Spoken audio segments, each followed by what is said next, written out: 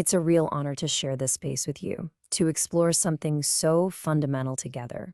So thank you for being here. We spend so much of our lives thinking about who we are, defining ourselves by our jobs, our relationships, our thoughts, even our feelings. But have you ever stopped to ask, who are you really, underneath all of that? Today, we're going to gently explore this very question, this idea of the true self, that deep, quiet part of you that's always there, unchanging, no matter what's happening on the surface. Let's begin. So let's just start right here with this simple but pretty profound question. Just for a moment, imagine you could gently set aside everything that changes. Your thoughts. They just come and go. Your feelings. They rise and fall like waves. Even the very cells in your body are constantly being replaced. If you could peel all of that away, what would be left? What is the one thing that actually remains? And really think about that for a second. Everything is in motion, right? Your body isn't the same as it was a year ago or even yesterday. Your mind is a river of thoughts. And the world outside, well, it's just a constant stream of sights, sounds, and experiences. It's a perpetual state of flux, as it says here. So if everything around us and inside us is always shifting, where do we find our footing?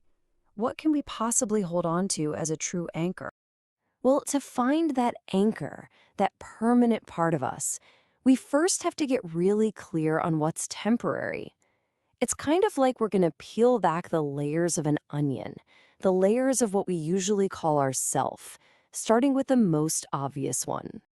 Okay, so first up is the layer we know best, our physical body, called thun here. This body is an incredible gift, right? It's how we experience this world, but it follows a very natural universal rhythm. It's born, it grows older, it experiences sickness, and one day it passes away. It's in a constant state of change. So as precious as it is, it can't be the unchanging core of who we are. And what about what's going on inside? Well, next up we have our emotions, or thing. I love this description, the internal weather. It's just perfect, isn't it? One moment it's bright and sunny with happiness, the next a storm of frustration or sadness rolls in. And these feelings are completely real, they're valid. But they're visitors. Just like the weather, they come and then they go. And listen to this metaphor, it's so powerful. Emotions are like 84,000 bubbles of illusion. Just picture a bubble for a second. It shimmers, it's beautiful, it's definitely real for a moment. And then poof, it's gone. That's what our emotions are like. They can feel so big, so all-consuming in the moment, but they aren't solid. They aren't permanent. They appear and then they vanish. All right, so if it's not our body and not our emotions, what about our personality? The me we think we are. This is called tang, and it's basically our collection of habits, beliefs, and gut reactions. We're talking about the whole range of human experience here. Things like greed and anger, but also wonderful things like patience and generosity. But here's the key. This personality isn't carved in stone. It's constantly being shaped and reshaped by what happens to us, who we're with, and even how we're feeling that day. I mean, how true is this? Our personality can be a bright sun in the morning and a cloudy sky in the afternoon. We've all been there.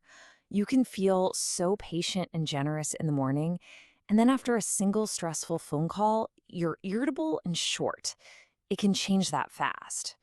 So if our personality is that changeable, it can't be the deep, unchanging foundation of who we are, can it? Okay, so if our body changes, our emotions change, and even our personality changes, what's left? What could possibly be left?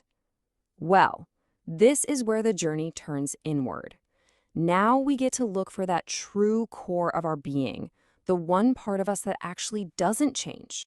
And this brings us to what's called the true self, or tum. The definition is so simple and yet so profound. It is the part of you that does not change, no matter what.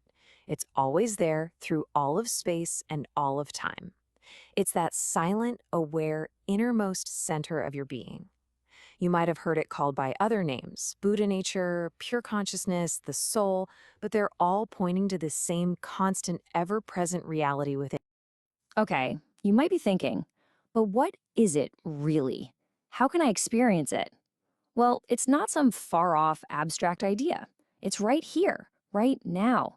It's the pure awareness that's already operating through you. Think of it like this: there's the pure awareness of hearing, the pure awareness of seeing, of speaking, and of knowing. And here's the crucial point: it's not what you hear or what you see. That stuff is always changing. It's the fundamental ability to hear and see in the first place. That capacity is always on. It's always here. So, this is great in theory, but how can we actually connect with this? How do we feel it for ourselves? Let's make this really practical. We're going to use the sense of hearing as a simple, powerful way to access this inner truth in any moment. Just look at this slide. It lays it out so clearly. In the changing column, you have all the things you might hear: a harsh word, a beautiful piece of music, a door slamming shut. Those are all temporary events. They come and they go. But now look at the unchanging column, the pure awareness that is hearing. That simple capacity to hear. It was there before the song started, it was there during the song, and it's still there after the song ends.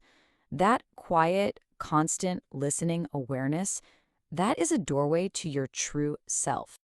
And once you really get this, once you feel that distinction for yourself, it can change everything. It opens up a whole new way of being in the world. Instead of being tossed around by the waves of life, every comment, every event, you can learn to live from that stable, centered place within. It's a choice to operate from this deep awareness, instead of just reacting to everything all the time. So here's a little practice you can try, maybe even today. The next time someone says something to you, just notice what happens. Your personality, your tongue, will probably want to jump in immediately to analyze it, to judge it. And your emotions, your tin, will want to react right away with "I like that" or "I don't like that." The practice is just to notice that and then gently, gently bypass it. Instead of getting tangled up in the analysis or the reaction, just for a moment, let the words land in that pure, silent awareness, your tum. Simply receive. And this, right here, is why this matters so much. This is the ultimate gift of this practice. When we learn to anchor ourselves in that unchanging awareness, we are no longer at the mercy of the outside world for our happiness. Our peace, our joy can become unwavering because we found their source inside of us, grounded in the only part of our being that is truly constant.